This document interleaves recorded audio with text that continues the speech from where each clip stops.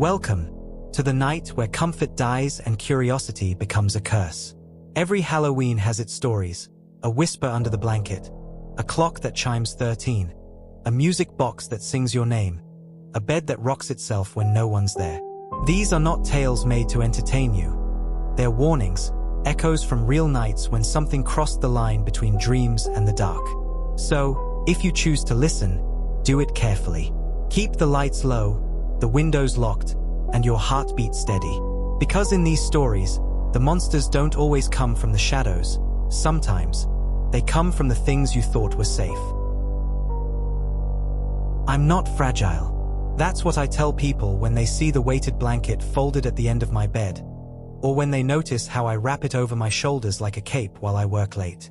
I do freelance CAD drafts for a small architectural firm, which means long nights staring at lattices of lines until they swim. The blanket helps. The pressure quiets the static in my chest long enough for sleep to find me. It was a Halloween gift from my grandmother, which is the kind of sentence that makes people smile until they see the blanket itself.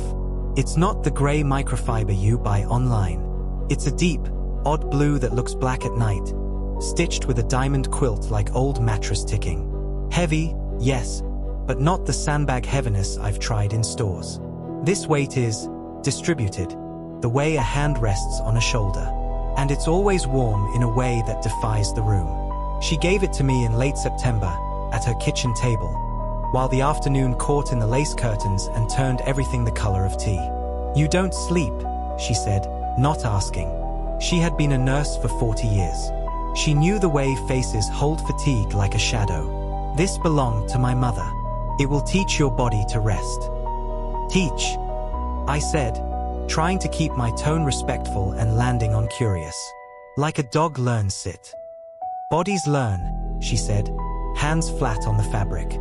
The blanket was folded twice, perfect edges, a stack with more gravity than it should have had.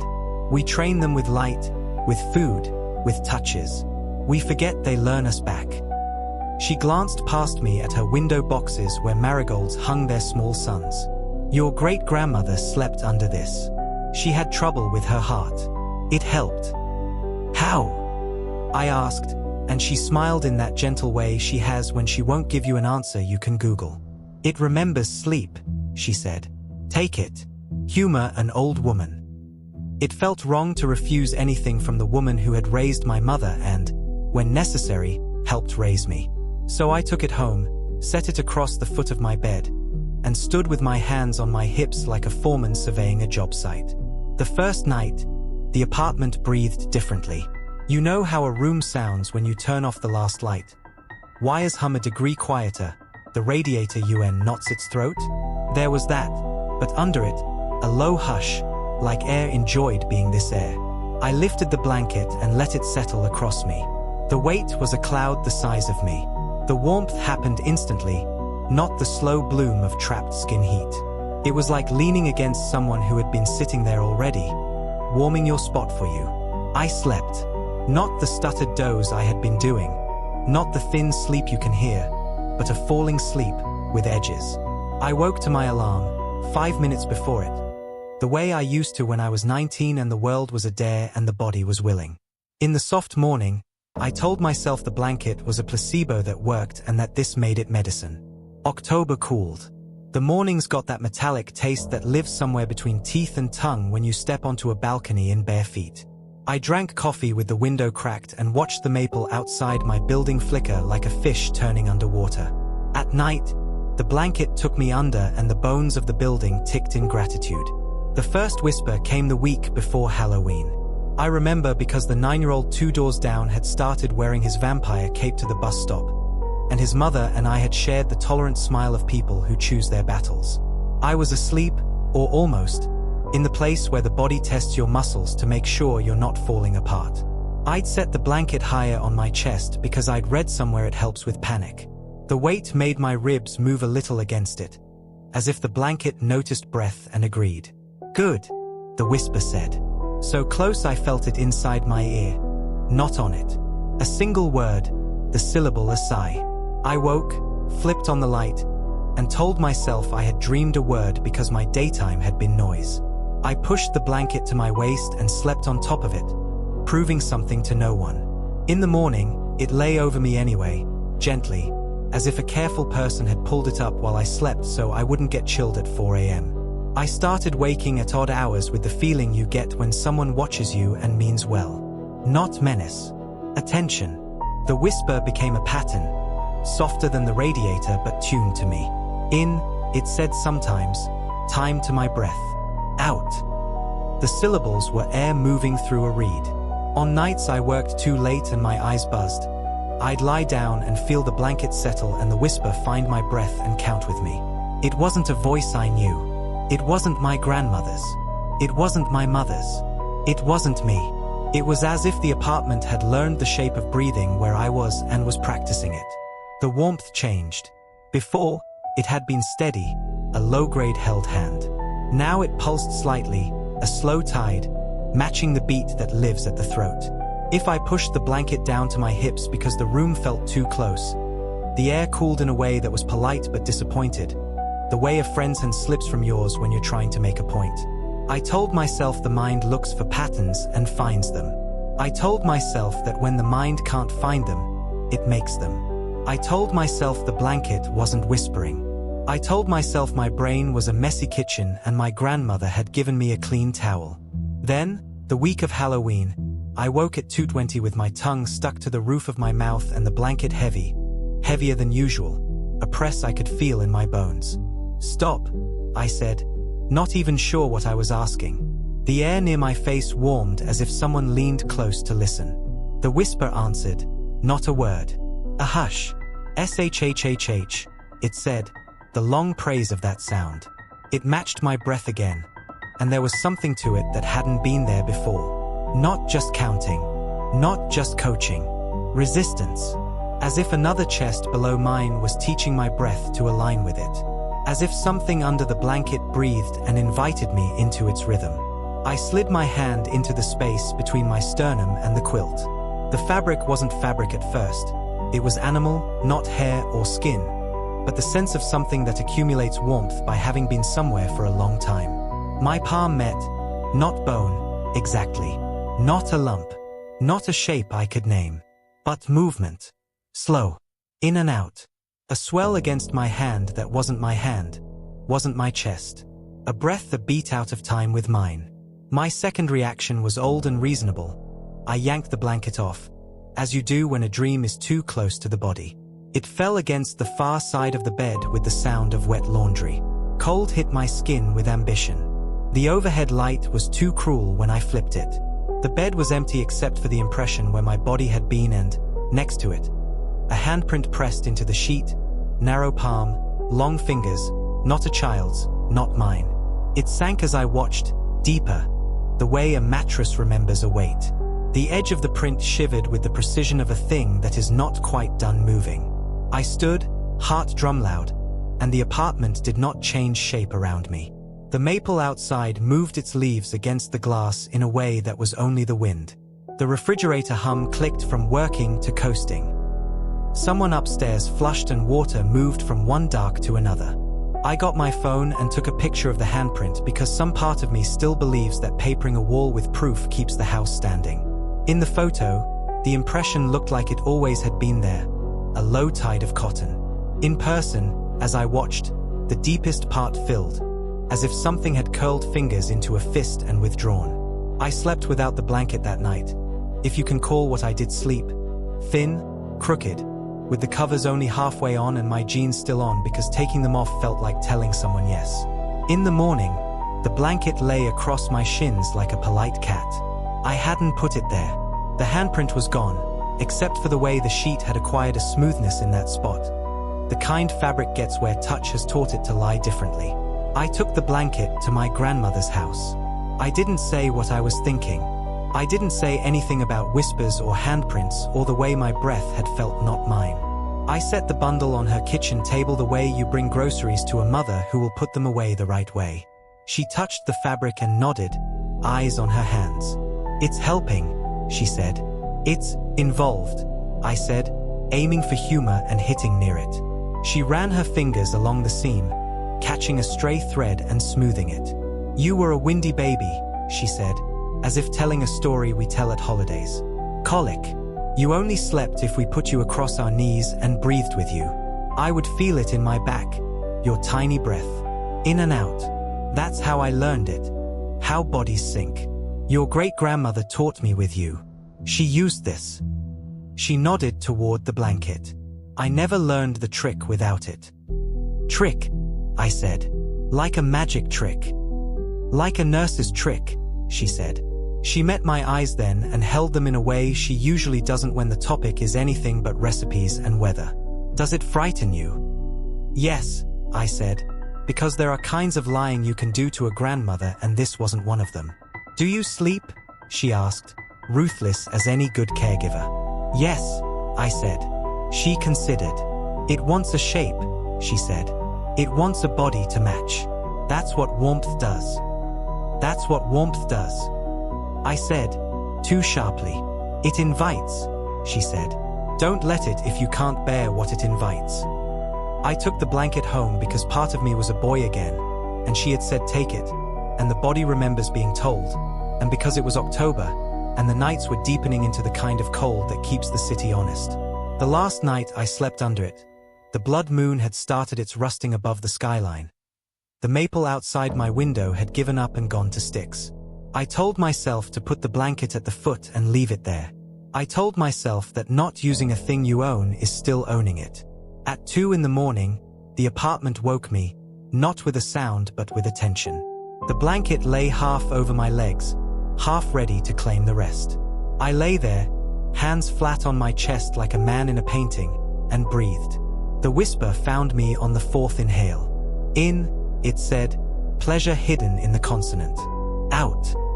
It didn't sound like a voice anymore. It sounded like the shape of breathing itself deciding to speak. The warmth moved up the length of me in a tide. My breath matched, then the blanket matched me, then I matched it, until I couldn't tell who had taught whom. The hand under the sheet, because there was a hand, there was pressure, found my forearm, just above the wrist, where a nurse finds your pulse. It pressed, featherlight. My pulse answered against it, eager as a dog wagging at a familiar footstep. No, I said aloud. Not to a grandmother. Not to a blanket. To the world, which sometimes needs to be told. The hand stilled. The warmth lifted a fraction, like a person leaning back to look at you better in a dark room. Please, I said, which is a complicated word when you use it on a thing. The whisper made a sound like a question. I want to breathe by myself, I said. My chest hurt the way a sprained ankle hurts when you stand without the brace. The pressure at my forearm lightened until it was a memory. The warmth withdrew down my body inch by negotiated inch, so slowly it felt like a tide leaving on its knees. The last of it settled at my feet. The pressure there held a moment longer than necessary, then eased. I didn't sleep. I lay there with the cold nursing me like a stern aunt until the window learned the color morning was going to be. When it was light enough to pretend work would fix this, I threw the blanket to the floor with a motion that felt like betrayal and relief. The fabric puddled. In the corner where a seam had gone loose, a line of darker blue showed, a thread like a vein. I moved the blanket to the hall closet. I shut the door. I leaned my forehead against it, listening. The apartment breathed the way apartments do. Pipes shrugged water. The radiator considered drama and declined. The closet didn't whisper. The door didn't warm under my skin. That night, I slept without it. I woke from dreams that made no sense and needed nothing from me. At 4 a.m., the apartment cooled its breath a fraction. I opened my eyes in the dark and saw, in the gap at the bottom of the closet door, a strip of deeper dark, the kind a body makes when it lies very close to wood. The floorboard under the closet creaked, just once, delicately, as if taking a slow breath not to wake me. I am writing this with the blanket still in the closet because I am a person who can live with unsolved things if the rent is paid. The maple is bare now. The street below is learning to be early dark. When I turn off the lamp, the apartment holds its breath for me, the way rooms do when they love someone enough to listen. In the next 60 seconds, the closet board will creak once. It always does. When it does, my chest will want to match it, and I will say no, please, and I will mean it. And I will listen to the air argue softly with me in a language without words. If I change my mind, the blanket is 10 steps away. It remembers sleep. It remembers hands. It remembers breath. It is patient. It is warm even without the room. It knows the shape of me in the dark, and it is learning the weight of my name. I live alone above a pawn shop that smells like old brass and rain. At night you can hear the city sort itself out. Delivery trucks shouldering the curb, a late argument unraveling into apologies, steam breathing from a vent like a sleeping animal. My window faces the street. Lydia's faces the alley, 3 floors up and half a lifetime away. Though she was the closest thing I had to a friend in the building. She was a careful person. That's the adjective that fits best. Even her plants were pruned in straight lines. If you waved through the hall window at 10 to midnight, you'd see her silhouette cross the living room exactly once, lift a hand to a pull chain, and hush the lamps at the first chime like a cue she'd practiced. The antique wall clock ruled the room, heavy oak case, glass door with an etched laurel wreath. The pendulum's slow gold wink like a heartbeat too polite to be noticed. It had belonged to her father, then to her father's father. I know because she told me, not because I asked. She knew I worked odd hours, and one night in September she pressed a mug into my hand and said, "If you hear it stop, you call me." It's never stopped. I heard it every night at 12. 12 bright notes that remembered how polished would answers back. On gusty evenings it carried down the stairwell and into the alley where the dumpster lids rattled. Once, around 11, I heard Lydia talk to it. Not words. The tone you use when you touch a dog's head as you pass a gate. Familiar, tender, absurd unless you have ever loved an object and asked it to stay. Halloween night was cold enough to give the city teeth. Leaves scudded like paper down the alley and exploded in corners. Kids yelled in groups and then disappeared as if the street swallowed them between blocks. I was upstairs recutting a binding on a water-warped book for the pawnshop owner. My second job is fixing what can be made to look less ruined when the first oddness arrived. At 11:57, the building went too quiet. That's the only way I can say it. The heat cut off between notes instead of fading. The hum under everything, wires, compressors, the stubborn electricity that makes a room, stepped outside as if for a smoke and didn't come back. I set my blade down and listened with my mouth open, as if I could drink sound back in. The hair on my forearms prickled 1 crisp degree. Somewhere a door clicked slowly shut without a hand. At 11:59, I stood at my window and watched for Lydia's shadow. It passed, as it always did, brisk, contained, a woman who has found rituals that stand in for prayer. The clock's mechanism, if you've lived long with any machine you know this, tightened its breath. The pendulum said, "Yes, yes, now." Midnight came. The first chime was as bright as a coin on glass. The second carried a little iron under it, as if the bell had swallowed a nail. By the 6th, the sound had slowed just a hair. Not the lag of a recording played on old equipment, not a human hand hesitating. The chimes seemed to drop from a taller place than usual and land heavy. By 11, the glass in my sash rattled. Something in the building's spine complained, a long wooden sigh, and then the 12th chime came through like a struck pipe. It hung in the stairwell, slid its fingers along the banister, made the paint remember its gloss. The 13th rose from under it like a low tide reversed. It wasn't a chime. It was a moan. Not human, not animal. Old wood breathing out and in. Lazy syllables that moved the air against my lips. I looked at my phone. 12 o'clock, then 12:01. I waited, breathing like a person rehearsing for panic and not yet earning it, and felt the building shift again. The minute ticked and did not advance. 12:01 sat stubborn. Outside, the alley light flickered and settled, and in that thin strobing I saw my own reflection in the glass. Mouth a little open, eyes rimmed red from too much work, and behind it the black square of the hall where Lydia's door's safety chain sometimes caught the light like a wink. I knocked on my own door just to hear a sound. It sounded like someone else knocking back from the wrong side. I don't carry courage like a coat. I carried it as an armful of laundry and stepped into the hall because silence is worse when it comes to you. The stairwell smelled like old stone and this new thing. A cool note like rain in a museum. Lydia's door stood closed. No sliver of light softened the jam. No chain winked. I didn't want to knock on her door and be the neighbor who insists on being a character in someone else's night. So I stood, hand held as if toward a little fire, and listened to the clock inside her apartment. The pendulum was still. I knew it without seeing. It sounded like stillness even when it wasn't touching my ears. The 13th note hadn't stopped. It had lowered itself by degrees and gone floor deep. Vibrations became a pressure on the skin, like weather about to happen. If sound can lean, it leaned. The number 13 pressed against the inside of the door and waited. "Lydia," I said softly, the way you call into a room where someone is sleeping and you don't know if they want to be woken. The sound didn't so much get swallowed as agree not to continue. I knocked. "It's me. You okay?"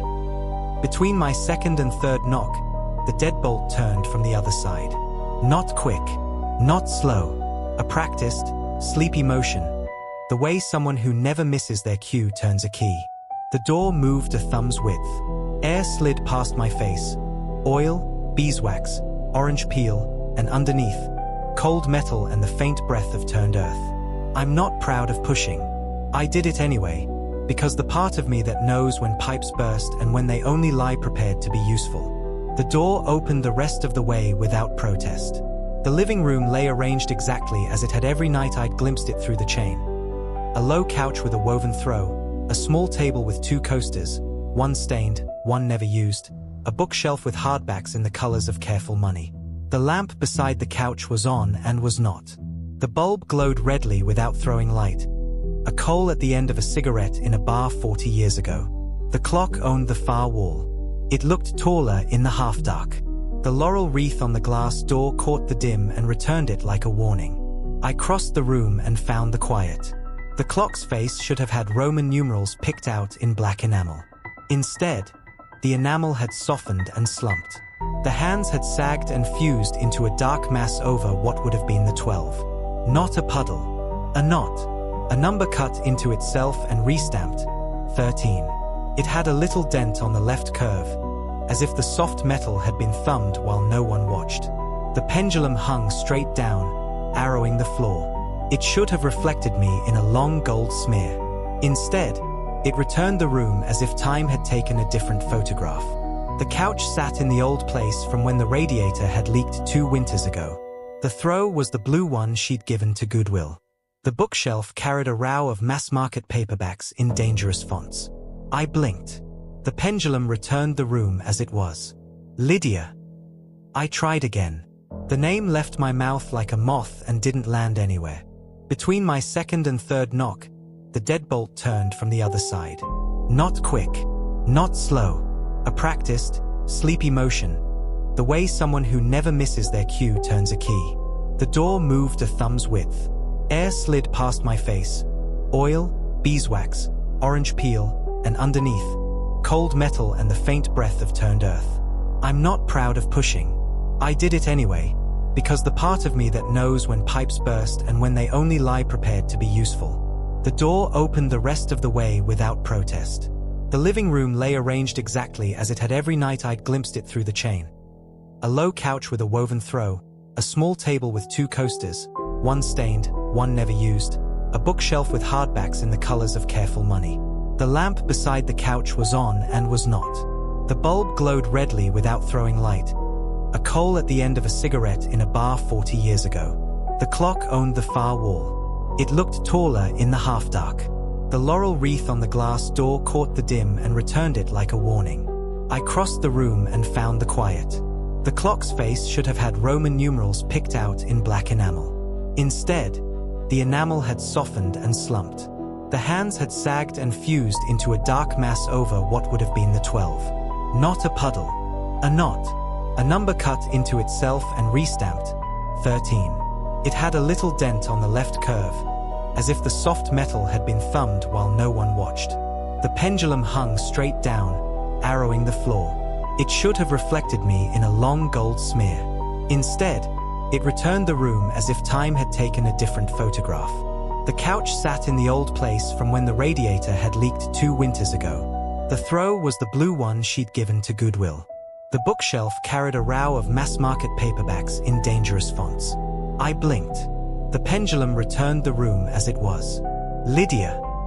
I tried again. The name left my mouth like a moth and didn't land anywhere. In the bedroom door's shadow, the air was thicker. The shadow had a crispness to it out of proportion to the wattage. I stepped closer and the carpet softened under my feet as if it had been wet yesterday and dried in a hurry.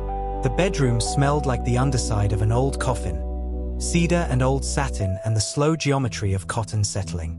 On the bed, the quilt lay smoothed the way someone with a nurse's hand smooths blankets to say they're there. On the pillow, a faint oval darkened by a head not currently there. In the middle of the sheet, a shallow depression the length of a forearm and the width of a wrist. It was still moving, a millimeter down, a millimeter more, as if the bed remembered pressure and wished to be accurate. I put my hand over it and felt cold sink like a slow coin. Not absence. Waiting. In the living room, the clock sighed. The 13th note lifted a fraction and dropped again. The case creaked little creaks, the way a house tries on a new season in the dark and hopes no one will hear. I opened the glass door without meaning to. My fingers knew where to touch. Behind the pendulum, the weights hung fat and ready. The chain hung slack. The little brass key, flat, shaped like a clover leaf, rested in its hollow like a tooth. "Don't," someone said. It was Lydia's voice. Or it was the room using her voice the way a ventriloquist uses an old bear. It came from everywhere even though my spine insisted it came from the area near my left ear. "Where are you?" I asked, throat gone desert. "In here," she said, and the clock answered itself with a dull joy. The pendulum didn't move, but the brass seemed to hum. "It was late," she said, and her laugh had the weariness of a person who has accepted a job title they can't put on forms. I was tired. It asked for one more minute. It always asks for one more minute. I gave it. "What is it?" My mouth made the mistake of being curious when it should have been praying. "A 13th minute," she said. "A place to put what doesn't fit. It used to be for grief. War. Fever. People needed another minute to say a name again and let it land. Now it is hungry." Her voice thinned and thickened, as if speaking took and returned air between floorboards.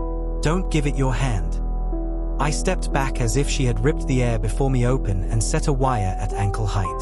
The building's silence tilted, subtle as a boat finding different water. I heard something I thought was a moth tapping and realized it was the small soft beat of a second hand moving somewhere that didn't have a second hand.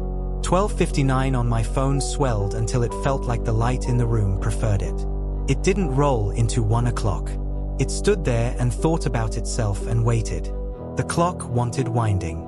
It wanted the key turned and the weight fed, the little ritual that keeps a thing of gears true. I had done it once for her when she'd had a cold and had texted me at work. "If it stops, I will not sleep tonight." I could feel that feeling now, in my chest, the responsibility. Machines that need hands to remain themselves. "Don't," she said again. "It will keep itself if it likes you." Because I am not a fool, or because I am exactly the kind of fool that survives to tell the story, I closed the glass door gently and stepped away. The 13th note shifted like a body turning over under a blanket and then settled to listen. I backed into the hall without lifting my eyes from the clock and pulled the door softly shut. The bolt slid home on its own. A domestic, satisfied sound, intimate good night spoken to an empty room. I did not sleep. I listened to the building and the street rehearse their normal until the sky decided it would be morning whether anyone had earned it. Around 9, Mrs. Flynn on 2 rang my bell because someone has to be formal about the news. She said Lydia hadn't been seen since last night. That she had heard 13 chimes from the alley and thought it was the church, and then realized the church doesn't chime 13. That the superintendent would call the police if I didn't go with him to knock first. Her hands shook in a neat way, as if her body believed it could spill fear tidily. The police came in uniforms that made the hallway too narrow. They wrote in pads because that is one of the rituals that keeps their days from becoming prayers. The super unlocked the door. The living room looked normal in daylight, and if you've ever been lied to by daylight you know how it stings. The clock faced the room with its softened numerals. The face still read 13 o'clock, if you squinted. They tapped the case, tested the window, looked at me when I said I had heard the 13th chime and said, "Okay," in written-on voices. They asked if Lydia had family. She has a brother in Duluth. She told me once he doesn't call enough. In the alley, autumn resumed. Kids kicked leaves and were delighted by their own feet. The pawnshop owner asked if I could fix a guitar that had learned too many sad songs. I said yes because that's another ritual that keeps the day pretending it knows how to be a day. Last night I sat by my window and watched my phone roll to 12:59.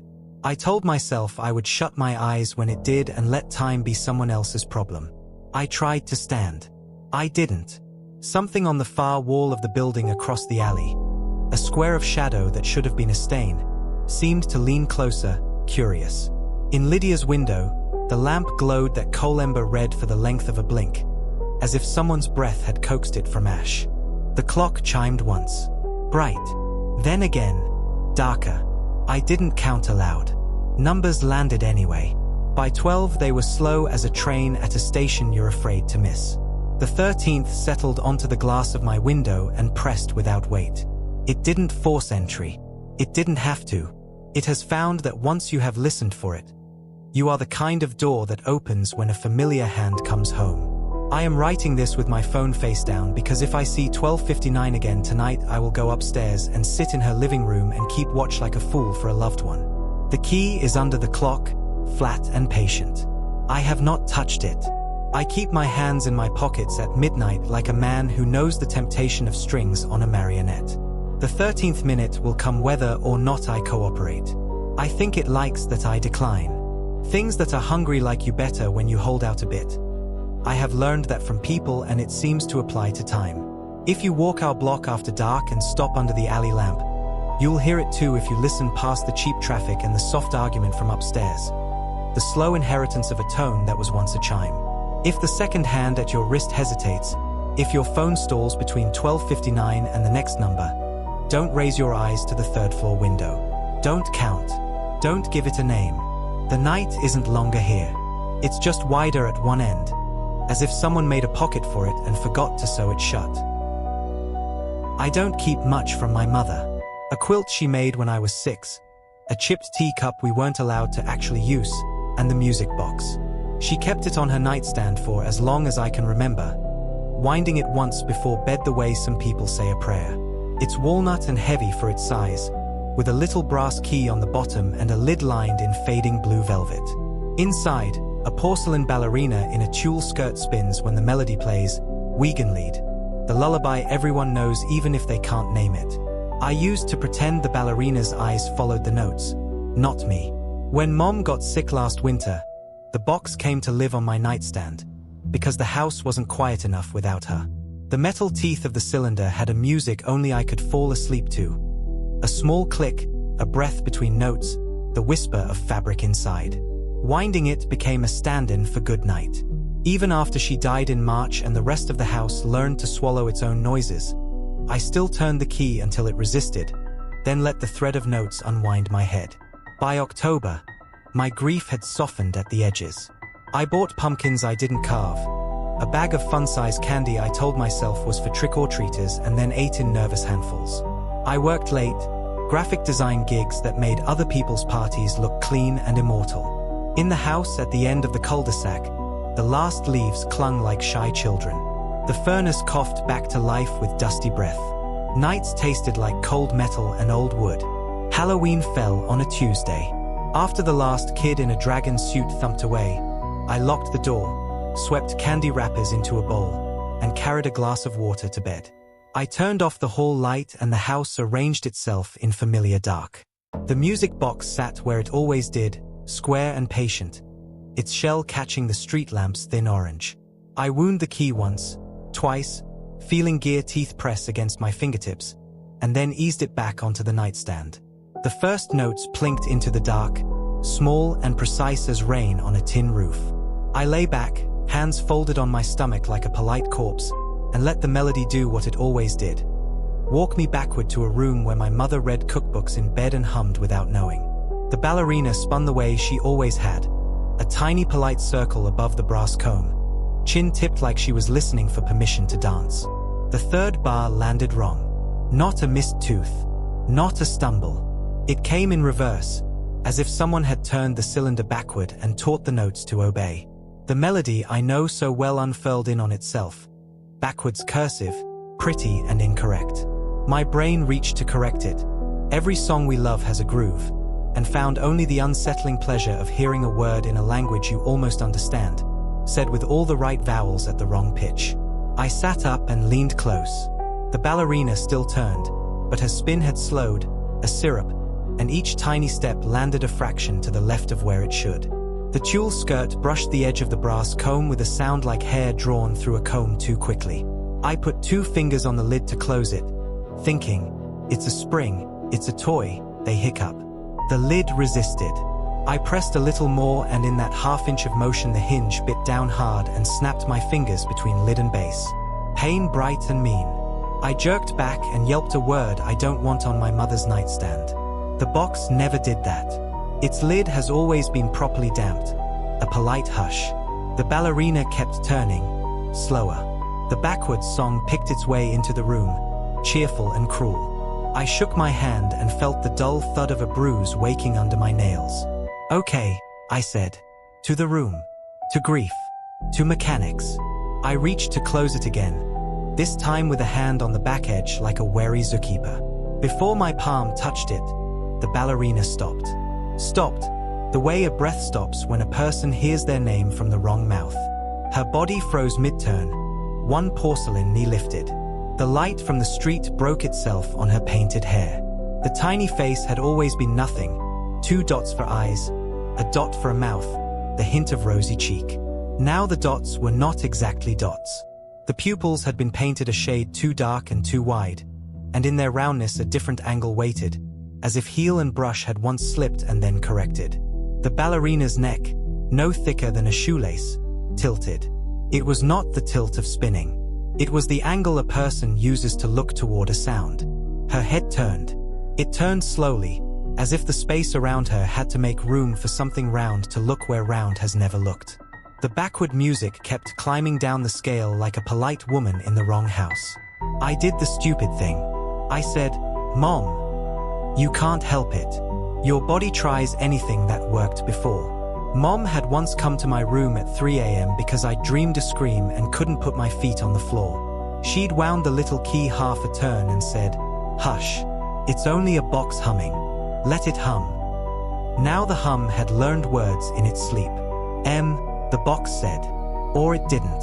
Or the melody found the consonant inside it. The lid twitched. The ballerina's head finished its turn until the black of her painted eye looked straight at me from an inch away. I felt ridiculous and unmistakable. The sensation of being on stage when someone opens the house door late and daylight glances your eyes and you can't see the audience anymore. I slid the box off the nightstand with my wounded hand and hurled it into the hall. It sailed with a polite weight, wooden, unavoidable, like throwing a book. It struck the runner and flipped and came to rest against the baseboard with a sound I felt in the boards. The melody didn't wobble. It didn't even skip. It spilled into the dark as if the air itself had learned the song. Now the house had 2 rooms. My bedroom, where I sat breathing like a teen court, and the hall, where the music decided which stairs it would take. The backward notes unspooled farther away, too much in spite of the distance. The sound went thinner, then thick again, like a signal finding a second antenna. In it, between the inverted phrases, a whisper threaded. My name.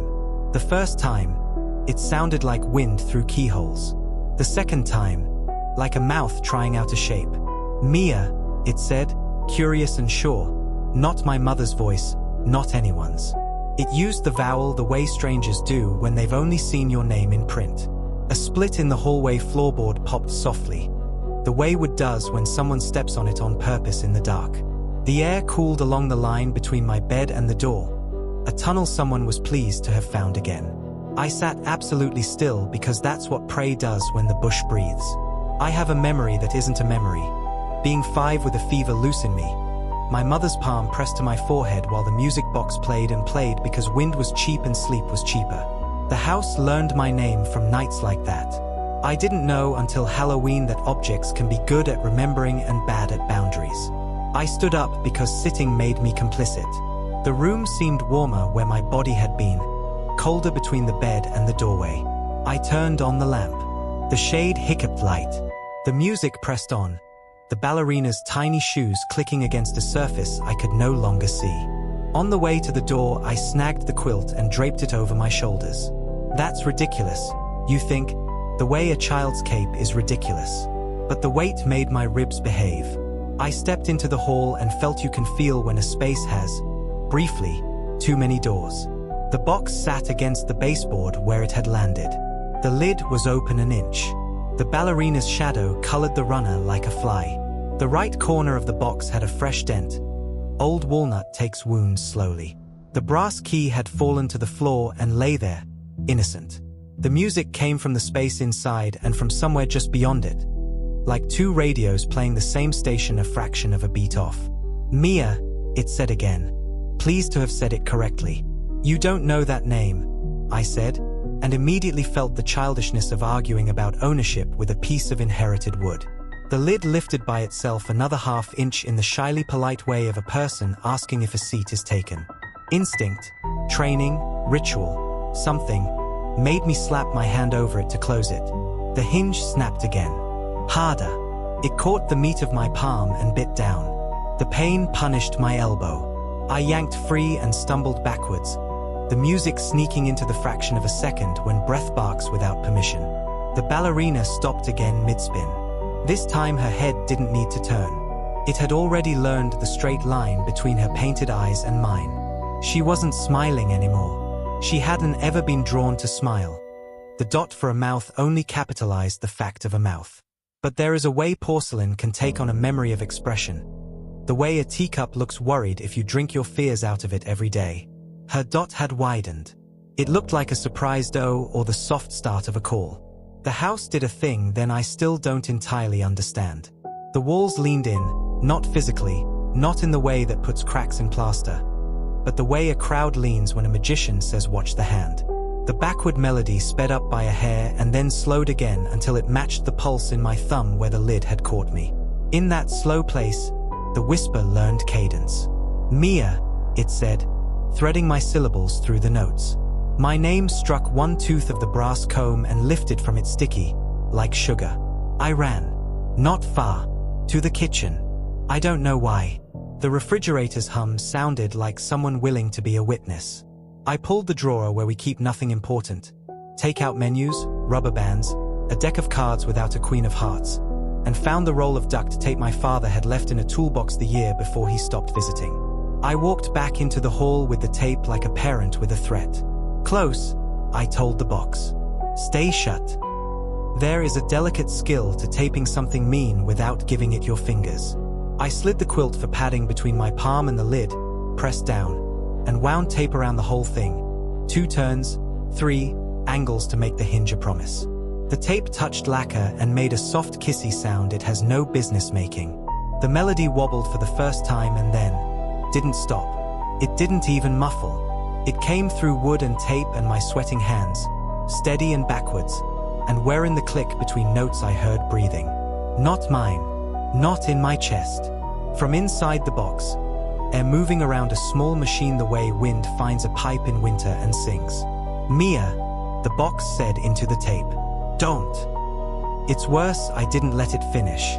I stuffed the taped box into the hall closet between the vacuum and the brittle broom, shut the door, and leaned my back against it until my spine might imprint. The sound came through the door as if the door were a throat. The backwards song threaded the coats. It found the small smell of my mother that still lives in the wool she wore the last winter it snowed properly. It used it to get better at my name. I slept on the couch. Slept is generous. I listened to the box play and learned small things about my house I had not wanted to know. That 2 a.m. has a colder floor than 4. That the freezer cycles like a metronome for a band you don't like. That the dead do not object to being used as bait for sound. Once, at what felt like dawn and wasn't, the music stopped the way a clock stops when it's been allowed to be itself too long. I cried, sudden and stupid with relief. Then the melody began again, not at the start but in the middle, as if someone had wound it from the inside. At first pale of morning, silence came like a person late for an appointment. The house put down its night like a load. Birds said their stupid brave things in the gutter. I opened the closet and found the box. Tape neat, lid obedient. The ballerina collapsed in a private curtsy. The key lay where I'd dropped it. The brass now the color of old lemons. I have not wound it since. I will not. It plays anyway, some nights, faint and backward, the melody living on whatever is left inside. A spring that ignores physics and feeds on attention. On those nights, it does not need the lid open to watch me. It has learned the line from the dark to my face. It says my name in the half space between notes and does not bother trying new words. Last week I took the box to the pawn shop, meaning to sell it to a glass case and a customer's nostalgia. Mr. Chen slid it back across the counter without touching it. "Not this," he said, eyes on my bandaged hand. "We don't sell voices." It sits now on the top shelf of my closet, under a folded quilt. Once a night it says my name exactly once, sweetly, from the wrong direction. When the heat kicks on, the uttermost corner of my bedroom mirror fogs in a circle the size of a coin, and a small porcelain O appears there and goes away when I blink. I could throw it out. I could burn it. I could bury it. Some nights I stand with my fingers on the edge of the quilt and feel the ache in my palm where the lid learned me, and I think about my mother humming in sleep. I think the worst thing grief teaches you is how to accept attention from the wrong mouths. The backwards song is starting again as I write this. One bar wrong, then the next, like falling upstairs. The house is listening because I am. It is patient. It has all the time in the world. It knows my name, and, when it is done speaking it, it waits. Because that is how lullabies work, and how doors do, and how some things learn to come closer each time they are invited not to. I downloaded the app because I was tired of waking up like I'd been pushed out of a moving car. My sleep had gone brittle. 4 hours if I was lucky. A shallow skittering that broke at every siren and radiator knock. The app's ad found me at 2:11 a.m. during one of those bleak scrolls where all your better judgment goes off duty. Sleep deeper. Wake with your dreams. Gentle soundscapes plus dream capture. It showed a video of a woman smiling into morning, her messy hair photogenic, an animated waveform blooming over her pillow like fog. The reviews were suspiciously delighted. I hit download because it felt like an adult decision. My room isn't much. A mattress on a low frame, 2 plants I keep alive out of guilt, a single window facing a brick light well. At night the building breathes like a sleeping dog. Pipes tick, elevator cables sing. Neighbors cough neither apologetically nor aggressively. I keep the place too cold because my body likes to negotiate with blankets. The app asked me to place the phone screen down on my nightstand, choose a soundscape, and grant microphone access for sleep monitoring and dream capture. The soundscapes tried hard to be whimsical. Deep space whales, forest rain cathedral, and something called submersion that made me feel like I was drowning in a velvet bathtub. I picked Night Harbor. Boys chimed, water lapped. A faint foghorn moaned every 30 seconds like a reminder to breathe.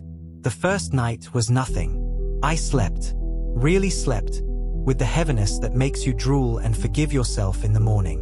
The app showed me a little report. Duration, 7 hours 18 minutes. Restfulness, 89%. Dream recall potential, medium.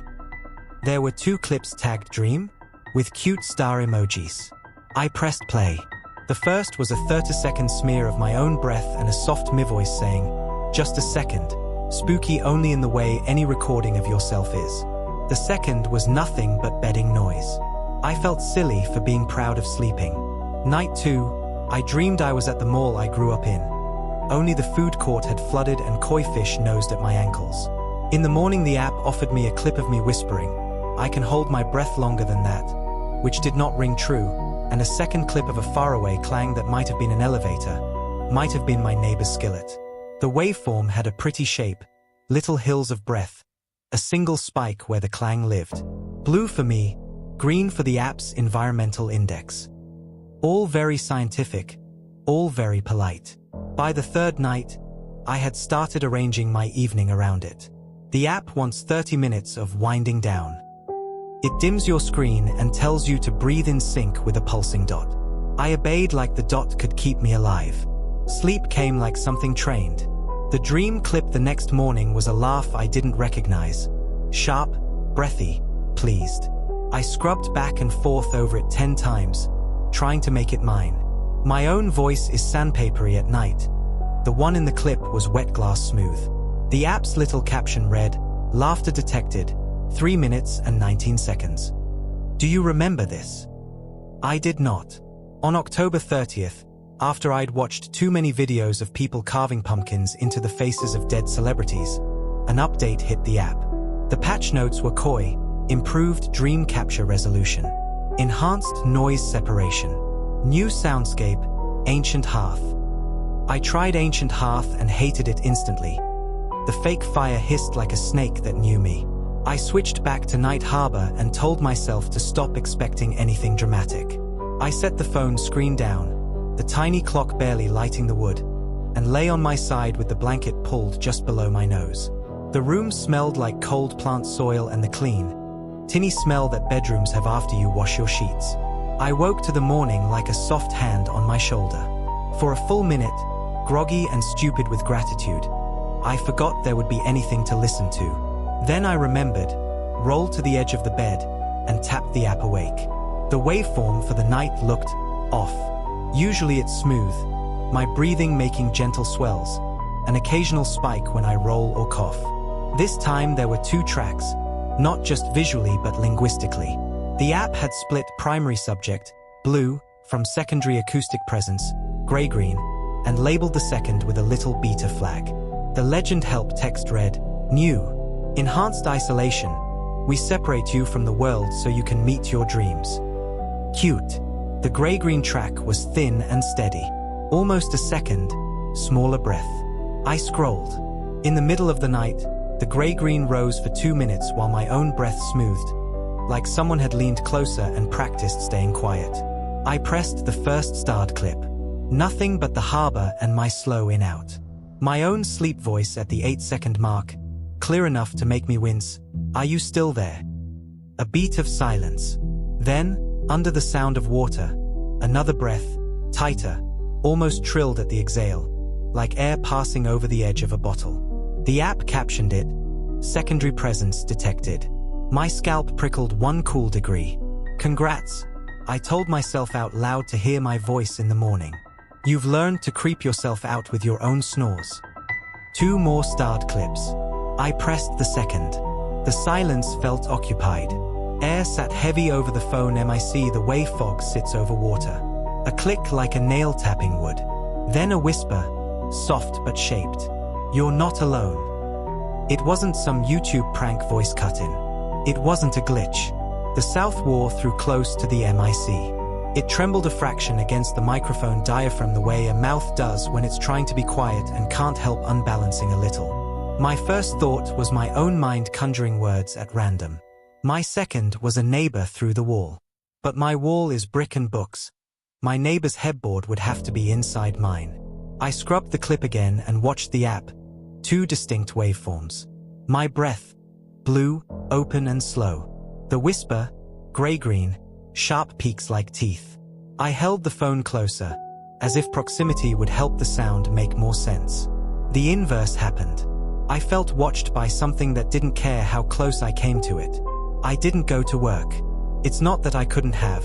It's that the banal things, making coffee, finding shoes, felt obscene with that whisper still running around my head like a small animal that refuses to be caught.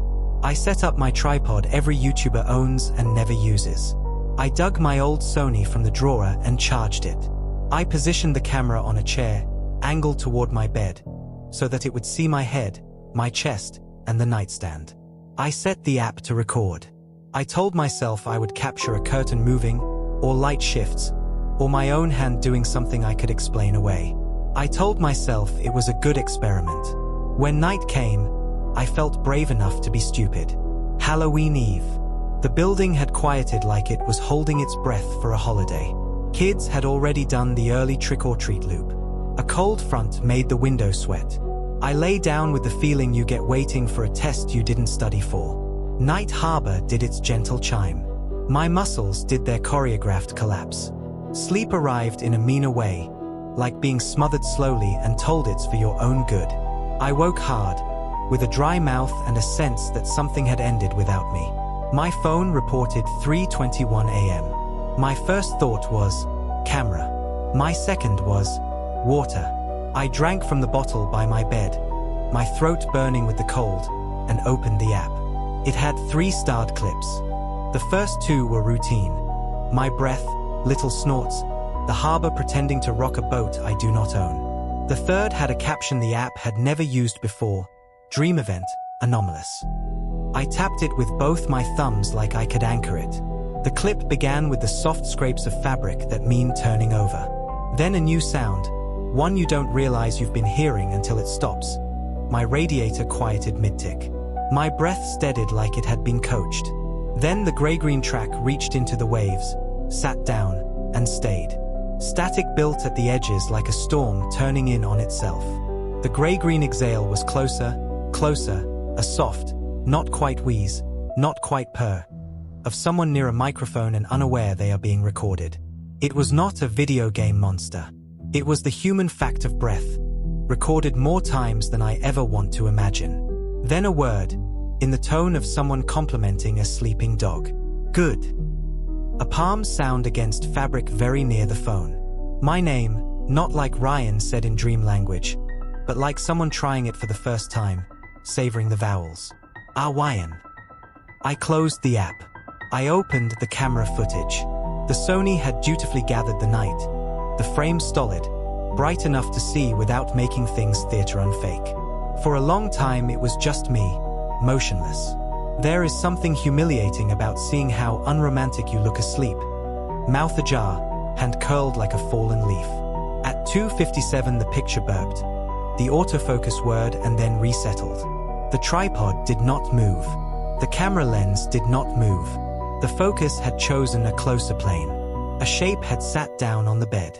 Every muscle in me did something prehistoric. Fight? Flight? The body threw those words in the air as if one of them might stick. I froze and watched. The silhouette wasn't an outline so much as an absence of outline. Every contour my eye tried to read slid away. The black was not the black of shadow. It was the black of the hole under the pier where the water thinks you won't look. It had weight. The mattress sank by a fraction on the edge closest to the camera. It faced me. It didn't lean in like predators in movies. It leaned slightly back, like a person visiting a hospital and trying to give a patient space. That almost made it worse. I watched me breathe. I watched the shape breathe after me. In, a half beat after. Out, a half beat after. Its breath fogged nothing, but the room seemed to condense around its timing. The gray-green waveform had said as much. Now the picture matched the math. I scrubbed back and forth. The shape's edges did a strange thing when the streetlight flickered. Some parts got darker when they should have lightened, as if light was a suggestion it could decline. It lifted its head at one point, the way a dog hears a hand over a doorknob downstairs. In the audio track synced to the video, a whisper, "You're not alone." Then nothing for 10 whole breaths. And then, because this was the kind of night that indulges cruelties, the shape turned its head, not toward me, not toward the window, but toward the camera. The darkest part of it met the lens. The autofocus word, confused, as if there was no distance to grab. The camera died 5 minutes later, battery full. The file cut like a page torn mid-paragraph. I sat with that still frame, the moment before it looked toward me, and tried to tell myself clever stories. That I had captured compression artifacts. That night harbor adds a subliminal anything. That this is what grief does with a body left to sleep without someone else's breath nearby. My own breath in daylight sounded too loud, like a person trying to over-explain to a cop. I didn't sleep on Halloween night. I made coffee at midnight and let it go cold. I stacked books on the nightstand like talismans. I set the phone, screen down, anyway, because rituals are harder to break than fear. I told myself that not recording would feel like surrender. I told myself I was through being a child about this. When my eyes finally did fall shut, it was the slightly ugly sleep of a person whose body has had enough of mind. The app collected one clip, Just one. It didn't give it stars or captions. It labeled it final. I pressed play. Static, soft, like a wool sweater being pulled over a lampshade. Breathing that was not mine, close to the microphone as if the mouth lay against the phone's speaker. The night harbor soundscape had gone out like a candle. The whisper came without preamble, the voice neither male nor female, the kind you would trust to read you weather warnings. "It's your turn," it said, and the S dragged like someone tasting the letter. "To dream with me." My breath on the clip sped up. A hand on fabric. A thump of mattress. The room in the audio leaned toward itself, everything faintly hollow, like a closet. The last 5 seconds were blank in the way blank never is. Full, pressurized. Something of the voice would have fit there, if it had wanted to leave me more. I turned on every light. I unplugged the lamp as if electricity could choose sides. I walked to the window and lifted the sash and let the cold climb in, brutally, to tell me what season it was. The brick opposite did not care. Downstairs, a taxi honked the way taxis have always honked at Halloween, as if fake vampires should cross faster. The phone screen dimmed itself politely after a minute. The app stayed open, patient, a last flat line where the clip had ended. When I tilted the phone, my reflection slid across the glass, dim, a ghost given the courtesy of being me. Behind my reflection, the night made a second face and held it where light couldn't dissolve it. If I had been a braver animal, I might have looked straight into it and said, no. If I had been braver still, I might have said, okay. Instead, I placed the phone face down and sat on the edge of the bed like a man waiting for a verdict he already feels in his bones. I haven't opened the app again, but I have not deleted it either. Deleting it feels like slamming a door a polite thing could have used. Keeping it feels like setting a place at the table so you can pretend the knock was for someone else. At night, I hear the building breathe, and in the turn of my own breath the space waits. A half beat after, the place where another might enter. I keep that space empty by force. It is an exhausting kind of faith. I don't have a moral for you. If you want one, don't give microphones to the night. Or, loneliness is an instrument the dark knows how to play. Or, there are voices that don't need you to believe in them to arrive. It's almost midnight now. The boys in Night Harbor chime in my head without the app's help. The plants in the corner cool their leaves. The blank space between my breath and the next shivers like a sheet about to be lifted. If I listen, if I let listening count as permission, I can almost hear a dot pulsing on a screen, asking me to breathe with it, promising nothing and meaning it. When I close my eyes, someone sits on the side of the bed politely, careful not to jostle, and waits. I moved into the apartment because it was cheap and close to work, not because I liked it. The building is a pre-war stack of thin walls and kinda lies. Paint layered until it looks like icing. Radiators that sound like they're talking in their sleep. My unit sits at the end of a hallway that never quite decides if it's lit. The kitchen window faces a brick wall close enough to touch with a broom handle. I told myself I liked the quiet. What I meant was, I could afford to be alone here. I didn't bring much. A mattress, a folding table, 2 plastic bins of clothes, a box of dishes and 3 mugs that don't match. The only thing I needed to buy was a pillow. I've never been picky about them. Hotels have trained me to accept anything soft as long as it doesn't smell like other people. The thrift shop on the corner had one on a high shelf, still in its plastic.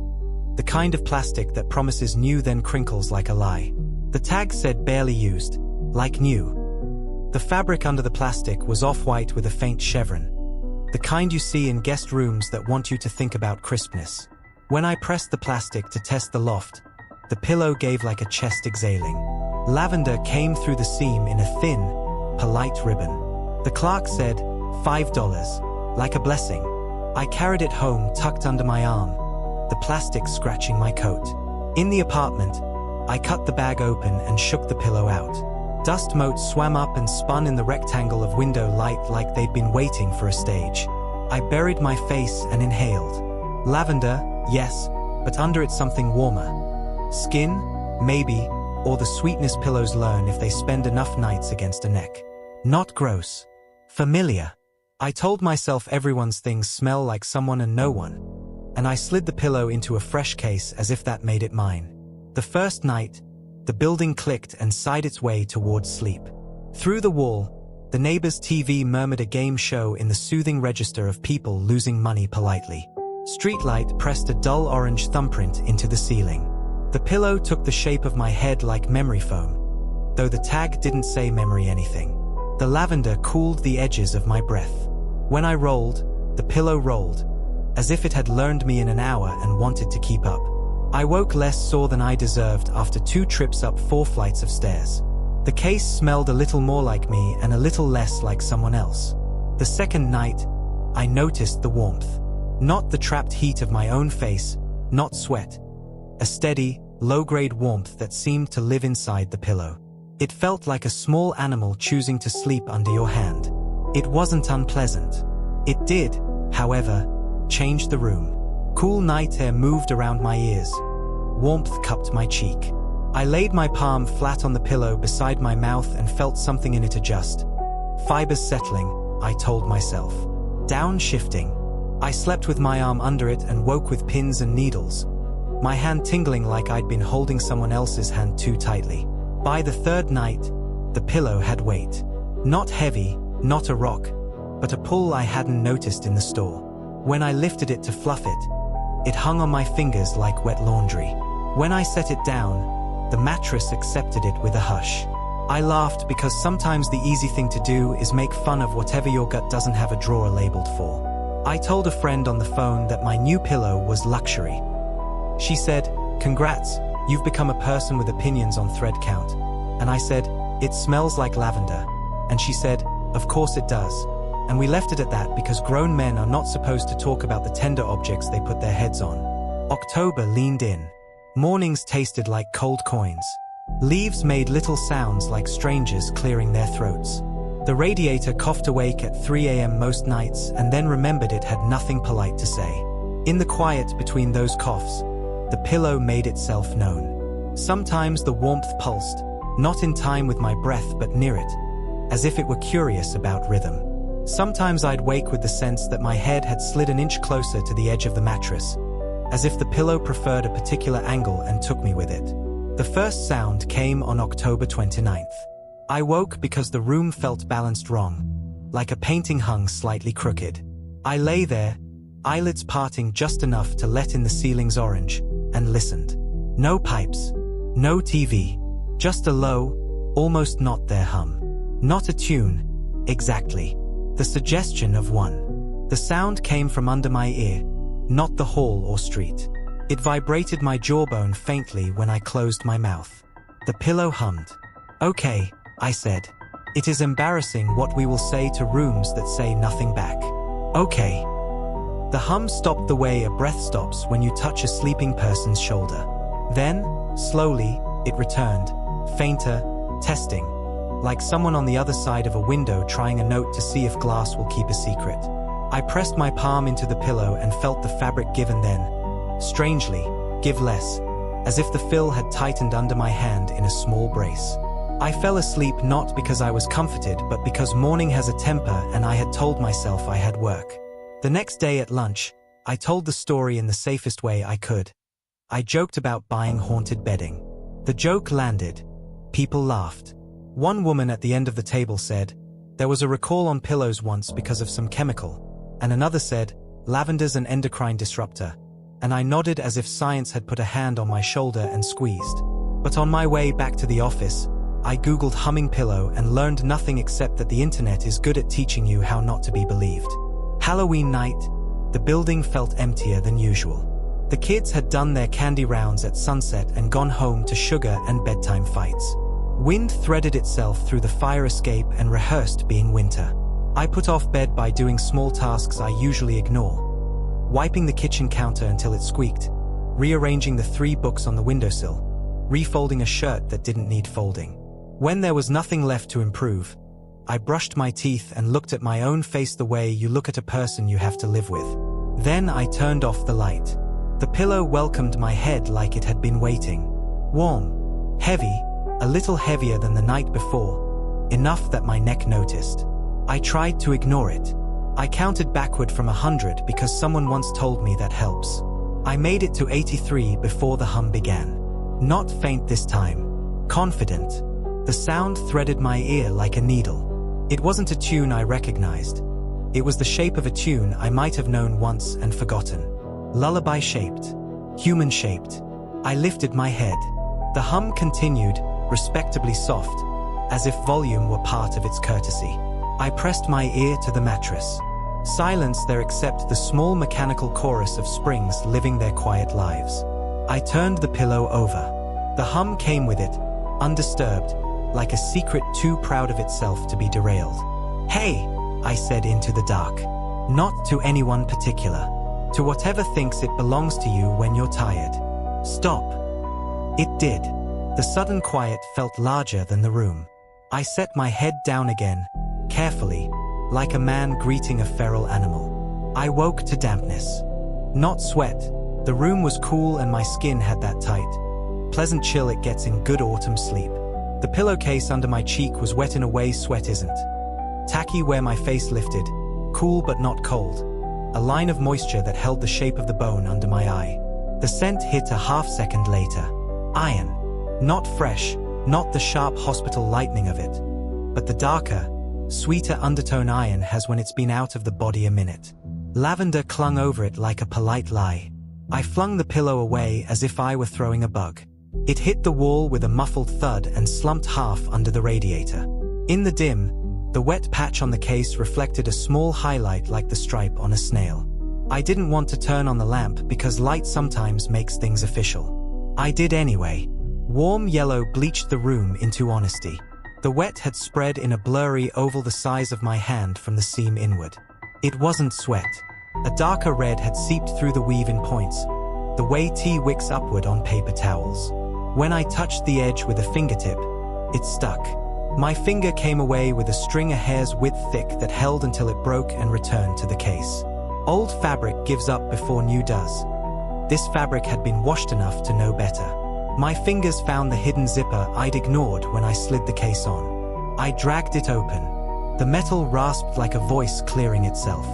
Inside, the pillow's ticking had been sliced at the end seam with something sharper than my hands. The cotton interior had been stuffed to fullness and then, not restuffed. Something had been added, and whatever had been added had brought its own language. The humming swelled, not in the air, but in the bones of the bed frame. I hooked my fingers under the torn seam and pulled. Hair came out first. Not clumps, not nests. Strands. Long, human hairs twined together by time and motion and whatever lives at the bottoms of drawers. They lay across my palms like lines, light catching their brown and gold. Then shorter hairs, stubbly, thicker, crawled out around them, as if the pillow were exhaling shavings. They were wet. The lavender couldn't win anymore. Under it, that iron sweet, that mouth metal mixed with dust. I swallowed against a memory I did not own. I gaped the seam wider. Something hard slid forward and knocked the inside of the case with a sound like a faintly chiding tap. Teeth. Not many at first. A few. Molars with their pale mountains. A bicuspid with a sliver of gold the size of a breadcrumb. They fell into my hand with a private click that went through my fingers and up my wrist into the small place between the bones. I know that shape. Everyone does, even if we don't let ourselves think about it. The weight of a tooth that should be in a mouth and is not. The humming continued as if pleased to have a witness.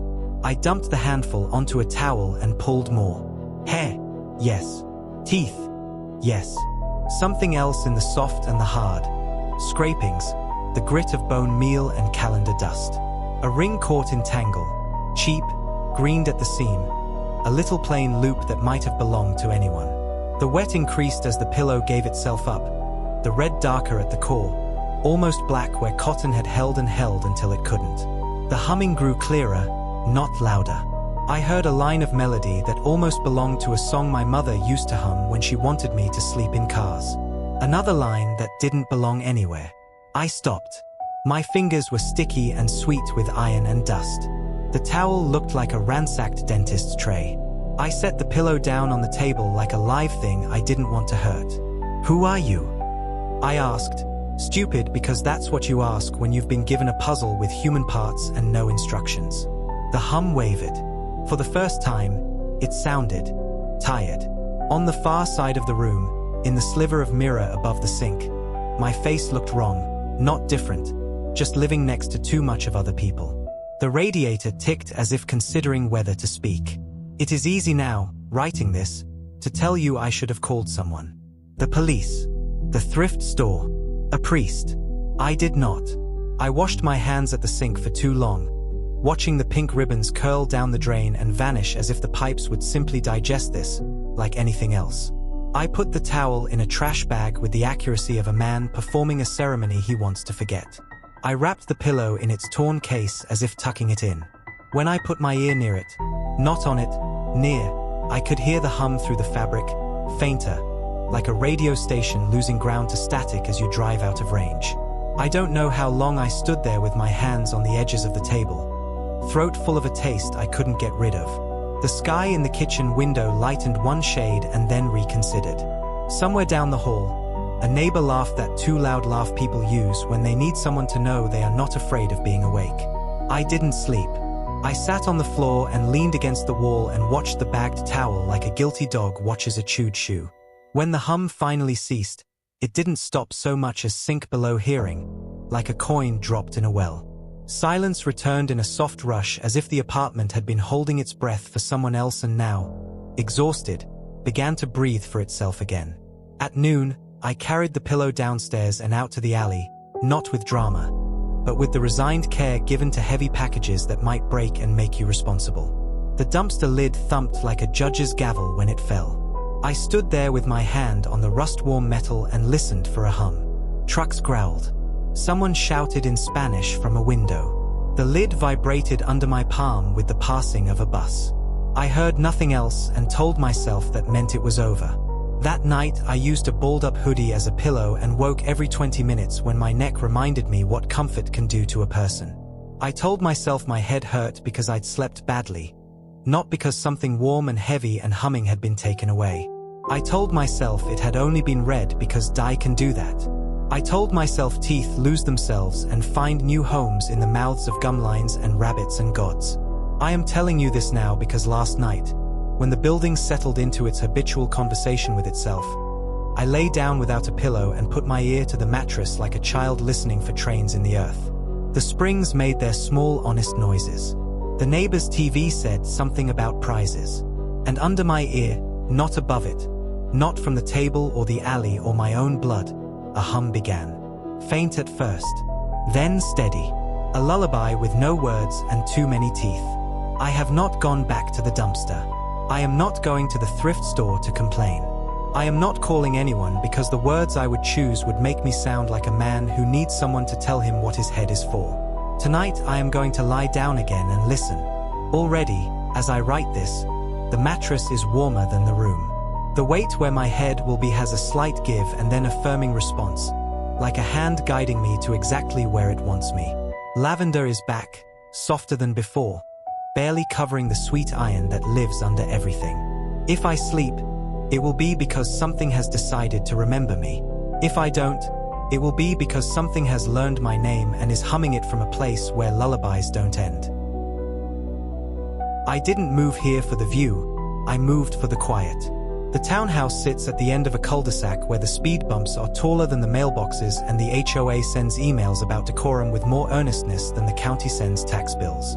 I teach at the elementary school 3 streets over.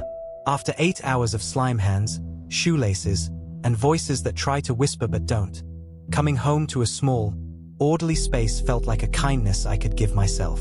By October, I'd settled into a rhythm. Tea by 9, grading until my eyes crossed, lights out by 11. The night comforted me here in a way it didn't when I lived downtown. The neighborhood had its rituals, the porch pumpkins, the bale of decorative hay nobody knows what to do with after November, the plastic skeleton slumped in a lawn chair like a hungover uncle. The house across the narrow strip of grass from my bedroom window belonged to the Martins. They strung orange bulbs along their fence and set glowing pumpkins in the garden bed. The light those pumpkins threw was always kind. Soft orange, not bright enough to summon insects, just enough to say the world's still here while you sleep. I got used to it. It was like a second nightlight for a house too old to have outlets where you want them. An amber wash that slid over my walls and softened the corners. Sometimes I fell asleep tracing the faint grid the marten's fence cast on my ceiling, counting the shadows like sheep with better posture. 2 nights before Halloween, the glow flickered. I noticed because the flicker didn't line up with wind. Wind makes shadows move with a logic my body recognizes. Something knocks into something else and the light agrees. This was wrong. The orange deepened, thinned, hiccuped, paused. It felt like someone had walked slowly in front of the lights, stopped, walked back, stopped again. I put down my red pen, stood in my sock feet on the cool hardwood, and pushed the curtain aside with 2 fingers. The marten's pumpkins still sat obediently in their mulch. The fence bulbs burned steady. But between my window and their fence, standing on the grass strip we jokingly call our shared yard, a tall figure held a lantern at chest height, watching my window. I don't know why that detail mattered, the height of the lantern, the held like this, but it did. The light was not LED. It was old flame light, the kind a candle makes when it knows glass and air are conspiring to keep it alive. It breathed. It licked along the curved glass and flared at the top as if unsure whether to live or go. The lantern's metal bars were black and thin, and the hand that held the loop was gloved in something too dark to be a color. The figure's outline made the kind of sense shadows make before your brain can fetch better words. Hat? Hood? I couldn't be sure. The height, not giant, not stooped, put the light level with my collarbone where I stood. I did the polite thing you do when you think someone is lost. I lifted a hand halfway, then thought about the fact that my bedroom window was the only thing between my face and a stranger, and let it drop. The figure didn't move closer. It didn't wave back. The lantern tipped, just a fraction, as if acknowledging gravity. "Hello," I said, though the window was closed. My breath clouded the glass in a soft oval. I wiped it away with the side of my hand. No answer. Only the lantern's flame doing its own small weather. Behind me, the tea kettle ticked as it cooled. Farther off, a car door thunked and a muffled "night" floated across the cul-de-sac. The figure existed in the negative space between those domestic noises, the crease in the fabric of ordinary. My skin tightened in that slow, sleek way you can mistake for a draft. I let the curtain fall. The light bled through it anyway, drawing a tall, vertical bruise on the wall. You tell yourself you're an adult and you can walk into your own hallway and flip on your own light and the world will be the shape you left it. I turned away, went to the bathroom, brushed my teeth with unnecessary thoroughness, spitting foam stubbornly, like mint could scour the feeling away. When I came back to the room, the glow had moved closer. Not closer, not at the window, but the color of it had fattened, like a sunset that changed its mind. I turned off the lamp. I didn't want to see my own reflection. Reflections at night are tricksters. The dark thinned in layers until only the orange remained, patient as a watchman. I climbed into bed because upright felt like a challenge and lying down felt like a refusal to play. The sheets were cool. The pillow had learned the shape of me. I pulled the blanket to my chin and did the thing that's always worked when panic tries to audition. Counted my breaths. In on 4, hold 2, out on 6. Numbers make a small room inside the big one. My chest obeyed. The lantern outside the curtain flared once, like a breath agreeing with mine. The figure didn't leave. I would have heard it. The grass outside is thirsty and talks when touched. The light didn't drift. It stayed, aimed. I told myself it was a teenager with a prop, a neighbor with a bad sense of fun, a prank on a street that doesn't understand the difference between eerie and cruel. In, 2, out, longer. At some point, counting turns into sleeping. I must have slid down that slope because the next thing I knew the room had gone very dark. The way even thin curtains can make the night feel thicker when the eye is half open, and my mouth was dry with the taste of pennies. A sound woke me. Not the lantern tap, it hadn't tapped. Humming. Not words, not exactly a tune. Just a low-held note that swelled and thinned like a hand on a throat learning how to sing. It came from outside. It came from so close to the window it felt like my ear was pressed against glass. I didn't move.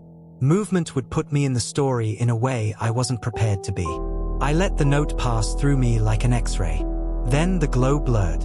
Something moved between the lantern and my window, closer than before, close enough that heat found the thin places in the room. The curtain's hem lifted as if a draft had crawled under it. Between one heartbeat and the next, the humming stopped. The silence laid itself over me.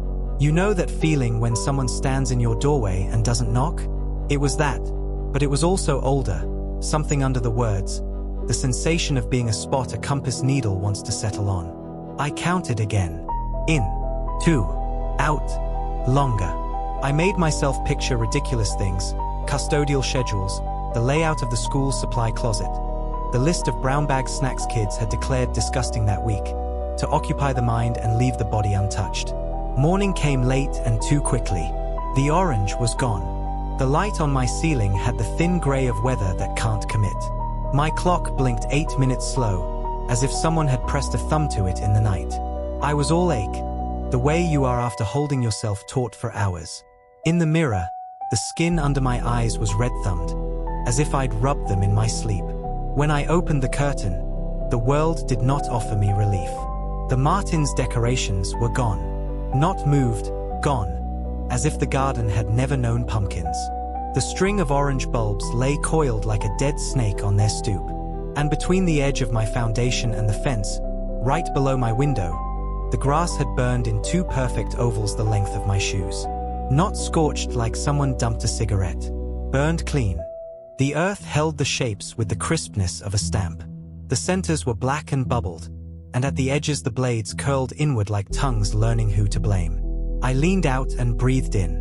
The smell of last night still lived there. Heated metal, something sweet under it, and the faint sour a lantern leaves when it's been enclosed too long. A museum smell, old oil and glass. "Hey, M." Mr. Martin's voice made me flinch hard enough to bang my elbow. He stood at his fence in a sweatshirt and pajama pants, rubbing his arms against the morning. "You see who took our stuff? I put it out last night and..." He lifted his palms. "Weird. Mel says I'm losing it." "They were there," I said before I could decide. "I saw the light." "Light?" he said, already backing away, laughing it off. "Ah, these neighborhood kids. They'll steal anything that glows." I wanted to say, "Those are grown-up footprints." I wanted to say, "Something stood here until the earth remembered." Instead, I nodded like a person who had woken to normal things. All day the smell clung under the window. I cracked it to air out the room. The air that came in was colder than the calendar wanted and tasted like char. In class, the kids made paper bats and argued about whether ghosts have to follow rules. I moved through the hours like someone hearing a story told in the next room. Every reflective surface offered me a window. Every hallway light shone too warm. That night, when the cul-de-sac did its little light show and the wind rehearsed a bigger one, I left the lamp on. It made a pool of honesty on the bedspread and refused to touch the corners. I told myself, emphatically, that I had imagined the humming. I told myself the footprints were chemical burn from a fertilizer we all collectively pretend we don't use. I told myself the lantern had belonged to someone alive and the look had meant nothing. Then I turned the lamp off because I could hear my mother's voice in my head. "Don't sleep with it on. You'll give yourself a headache." And I was tired of arguing with ghosts I could account for. The dark settled. The neighbor's TV sighed to a stop. Somewhere, wind chimes did their doomed best. I lay on my side, facing the window, because turning my back felt like offering my neck. The orange came back, slow as a blush. Not in the yard, not at first. A deeper warmth edged the curtain, the way a candle feels through glass when you cup it with your hand. I told myself it was a car's taillight slipping past. It grew. It became the kind of glow that objects make when a moving light has steadied and decided to stay. The bottom of the curtain lit, thin and bright, a narrow line like a smile cut in fabric. A shadow moved across it, upright, still where the head would be, a blur at the height of a hand holding something. The heat nagged the skin on my cheek, small and insulting as a spark. I slid my hand out from under the blanket and pressed my palm flat to the wall as if that could keep whatever it was from entering. The drywall was cool and then warm. Behind it, The studs creaked with the honesty of wood that has baked in summer and learned winter's breath. The lantern, if it was a lantern, leaned closer. The line of light at the bottom of the curtain narrowed and went thin, a filament, as if the flame had been brought near the floor. The humming began again. Louder this time. Not loud, never loud, but inside my ear like a whisper said through glass. I didn't look. I counted. In. 2. Out. Longer. On 8 my breath stuttered because the orange slid off the curtain and found the outline of my window latch. The cheap brushed metal lighting like a tooth, and I could see, reflected there, a kiss of flame, small and exact. The figure outside my window exhaled once. Not the sound of a person getting ready to speak, but the sound a flame makes when someone tells it to be quiet. Heat buffeted the pane, then retreated as if it had pressed its face against glass and remembered itself. The glow moved away. Not far. Far enough to let dark sit down again without completely taking the chair. I lay there, counting, absurd numbers stacked like bricks. My throat tasted like sugar burned too long. When I closed my eyes, after what might have been minutes or might have been an hour, the afterimage pulsed red on black, a lantern shape stamped into my lids. Morning will come and my lawn will forget again. Or it won't. The marks will multiply or deepen or find their way to the sill. The martins will rehang their string lights and swear they always had exactly that many. I will go to work and tell children to use their inside voices and cut their bats on the fold. Tonight, when the soft orange starts up again as if it has always been there, I will pull the covers high and count the spaces between my breaths while a careful light outside my window waits for me to look back. The first time the house rocked me, I told myself it was wind and old nails and the way a structure relaxes into rain. I've lived through enough Midwest storms to give weather the benefit of the doubt. The sky opens, the ground answers, and everything wooden remembers it was once a tree. I lay there with my hands over the blanket like a man pretending to be in a museum, and I named the noises in the dark so I wouldn't have to name anything else. Soffit, gutter, branch, downspout. My name is Tom. I moved into this place because I needed distance between myself and the other version of me. The one that woke to news alerts and deadlines and late-night edits and never knew if he'd locked the door. Out here there are 3 locks and a dog-eared map with 2 roads. Out here, the night is an address I can find without trying. The house is a 1-story clapboard thing built sometime before anyone needed permits. It has a tin roof that sings when rain drills it, and tongue and groove floors that click softly under your feet as if counting. The bedroom sits in the southwest corner. There's a window at the head of the bed that frames a stubborn elm and a power line that hums when the air gets crowded. The bed itself is old oak, the kind of heavy that requires friends you don't have anymore. I bought it at an estate sale from a woman with a mouth like a straight line. It belonged to my father, she said, as if that explained the dents in the footboard and the Polish worn to satin where hands find their way in the dark. On the day the storm came, the radio said the barometer fell like a man downstairs. Clouds stacked, green and mean, in the west. The air had that tight, electric taste like licking a 9-volt battery. I put fresh batteries in the flashlight, filled the bathtub in case, and told myself the things you tell yourself when all your neighbors live a quarter mile of mud away. You'll be fine, you've been through worse, it's only wind.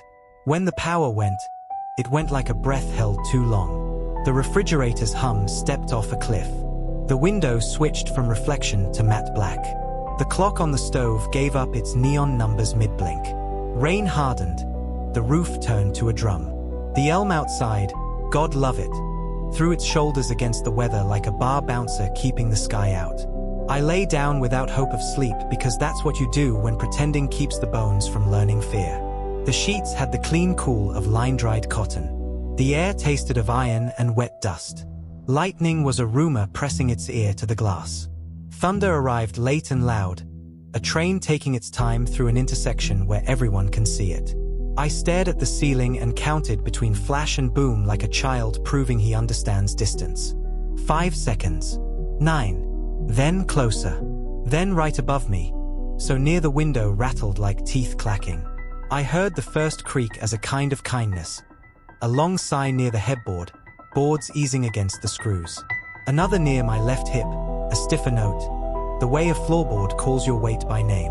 I told myself the bed and the house were settling into the night. That long, slow settle we all do when no one is required to observe it. I closed my eyes. That's when the bed moved. Not much. A lap around a lake in the smallest boat. A mother's knee when the child in the crook of it can't let go of the day. The mattress lifted a fraction on the side nearest the window and then sank again. A quiet, patient motion. I lay there and let it move me because my brain found a label for it that didn't hurt. Wind hitting the wall, making the frame flex, translating through the bed's legs. It rocked again. Slightly larger. Like whoever had the oar decided they knew my rhythm. I put my palm flat against the mattress near my hip. The way you touch a horse to remind it you are weight, not burden. The cotton under my hand felt warm where my body had been and cool where it hadn't. The bed swayed forward, back, forward. The headboard brushed the wall with a sound like someone writing with chalk very gently. I couldn't tell if I was being soothed or tested. Another flash, the room blue-white for a clean, cold second. Every nail head in the ceiling seemed throwing a dot of light, and the thunder took all the space after. In the instant between, the bed lifted. Not much. Just enough that the weight of me relied on the mattress and not the floor. The sensation was both familiar and obscene, like a carnival ride built in a garage. Okay, I said, to air, to oak. Okay, wind. My voice sounded exactly like men sound when they narrate at night to prove they are still in it. The bed answered by finding a stronger stroke. The legs knocked once against the floorboards, a small hard sound, knuckle on wood. The frame rose at the foot and fell, rose at the head and fell, as if invisible hands on the rails were finding a groove they'd been missing. It wasn't chaotic. It was measured. Faster than the breath of a man who knows he's afraid and slower than any metronome I've trusted. The headboard kissed the wall and withdrew, kissed it again. I pictured the screws loosening, the anchor losing its mind, the drywall bruising. The house was full of rain and thunder and the wet hush of fields taking a beating. Then the voice said, "Go back to sleep." It was not the wind working on a seam and discovering vowels. It wasn't the old house speaking through the flue. It was a human sentence said near the level of my ankles. Masculine but not a voice I knew, gentle and annoyed in equal measure. The way a nurse learns to speak at 3 in the morning. I froze so completely the only moving parts left in me were the pupils and the heart. My tongue drew back from my teeth like the mouth of a threatened animal. "Go back to sleep," it repeated, and the bed softened its rocking to match a lullaby nobody had taught me. I stared hard into the dark where the footboard should be, trying to force the night to give me a shape. Lightning chose that second to drag its nails across the window. The room became a photograph with the exposure set too high. In it, on the rag rug at the foot of my bed, a shadow crouched. Crouched, knees out, one hand on the bottom rail of the bed frame, fingers long and pale as if the lightning had bleached them, one hand on the floor for balance. It looked up at me, not like a deer caught in beams, but like a person interrupted at work. The mouth smiled, small and tight, a patient parent smile, the kind that says, See how easy this is when you don't fuss?" Darkness took the room back almost before I understood what the light had given. The afterimage burned like a flashbulb description. Hands, the angle of a wrist, a thin shine on teeth. The rocking slowed again, tender, as if I had been convinced and the one rocking me would prefer to savor the victory. I didn't scream. Maybe I should have. Maybe that summons a neighbor 3 fields over, or wakes an instinct in you that crushes whatever is crouched at the foot of your bed. What I did was the thing any stupid animal does when a larger animal is near and calm. I tried not to change any weather in me the other might notice. I counted my breaths. The storm moved further off. Thunder put its hammer away a notch. Rain softened into long lines on the tin roof. "I'm awake," I said, because saying anything felt like reclaiming a plank on my side of the river. The bed's rocking did not stop. The hand on the frame creaked with a fraction as weight shifted, and something about the quiet of that sound was worse than the thunder had been. It was the sound of a habit about to become a tradition. "Do you?" I began, and silenced myself. The question that wanted to come out had that humiliating tone children get when they discover the word why. "Do you want something? Do you need something? Who taught you this?" The voice said, "Good boy," in a tone that should only be used on dogs and children and men who have survived surgery. I slipped my hand under the pillow and found the flashlight. Flicking a light at something you do not want to see should feel like courage.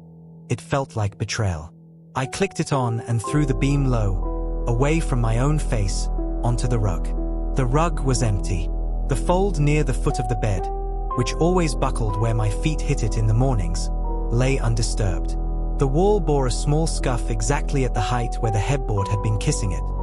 The paint had a smear on it shaped like a thumb. The beam jittered because my hand did. The bed rocked, so gentle now I could have convinced myself it was memory. The flashlight circle slid over the oak rail where I had seen white fingers. The varnish gleamed. On the top of the rail, just above the bolt, a faint damp print, ridges, whirls, the arch of a palm in sweat, darkened the grain. I went cold the way a man goes cold when he is standing in a lake and drops off the shelf into deep water. Every part of me that had wanted to perform reason for my own benefit shut up. Lightning went far east. Thunder answered like someone moving furniture in the next county. "Who are you?" I asked, hating that my voice bent on the last word. The bed gave me one extra long, extra slow rock, as if awarding a point for asking correctly. The whisper moved along the frame, near my right foot this time. The words barely louder than the sound of skin leaving wood. "Go back to sleep." I waited for anger to arrive. Anger is a tool. It cuts through fear and lets the hand find the doorknob. It didn't come. What came was a memory with edges. A hospital room where my father lay grey and strange, my mother humming and rocking in her chair though no one in it was a child. The motion had said, "I am doing something." It had been a lie the body tells, but it had comforted the liar. I realized, with the clarity that only arrives at the stupidest moments, that something in this house liked the feel of a human weight and the arithmetic of a back and forth it could control. "I'm not sleeping," I said, uselessly. "Good boy," it said again, and the bed lifted the smallest hair's width. No scrape of leg on floor now, just float, and set me down like a practiced hand putting a glass exactly where a ring already darkens the table. I slid sideways, slow enough not to startle a thing I could not see, until my calves found the edge and my socks touched air. The rocking did not fight me, it accommodated. I swung my legs out and my feet met the rug and, brave, brave, brave, stood. The motion stopped. Not gradually, like a hand lifted off a metronome. Silence crested.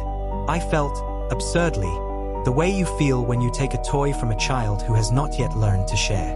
"Don't," the voice said, and the smile I had seen without permission lived inside that single syllable. I took a step toward the door. The floorboard under the second step made its herald sound. I took another. The bed did not move. Something took a breath near the footboard, a patient indrawn sound, and let it out just long enough to say, "You'll be back." I slept on the couch the rest of the night with every light I could persuade running off the generator. The storm migrated east like a rumor. Dawn arrived the way it does in a storm's wake, gray and clean, with everything that can shine shining in a way that makes you want to forgive. When I walked back into the bedroom, the headboard had eased away from the wall by a thumb's width. On the rail, where the wet print had been, a faint outline in salt remained, like the ghost of a map. The rug had a new ripple where something had rested on it that was not me. I can tell you the sensible things I did next. Tightened the bolts on the frame, shoved rubber shims under the legs, set the bed flush against the wall, found the stud, anchored the headboard to it with a screw long enough to hold a horse. I can tell you I moved the bed to the other wall, farther from the storm window, as if that changed the distance between me and the night. I can tell you I looked up the name of the woman from the estate sale and started to dial and then set the phone down because my mouth didn't own the words I needed. Last night, with the sky clear and a black deer nosing the ditch for leftover rain, the house quieted into its 100 small night noises that mean family. Roof, wall, vent, pipe. I lay on the couch because distance felt like a spell. At 2 in the morning, a long creak rolled through the beams, a sound like a ship remembering wood. From the bedroom, across the short stretch of hallway that has never felt so long, came the quietest little kiss of wood on wall. Then another. Then a breath I did not loan the room. Now, as I sit up to write this, The couch doing its soft old man sigh every time I shift. I can feel the half memory of motion where my body wants it. It is a temptation I would be ashamed to admit to if the dark didn't already know it. The bedroom waits down the hall like a problem that would love to solve me. Somewhere in the house, in that exact timbre of the voice that belonged to no man I have ever met and no wind I can name, a whisper strokes the paint and says, "Good boy," and the oak rails creak as if a hand has learned them with a tenderness that will outlast me.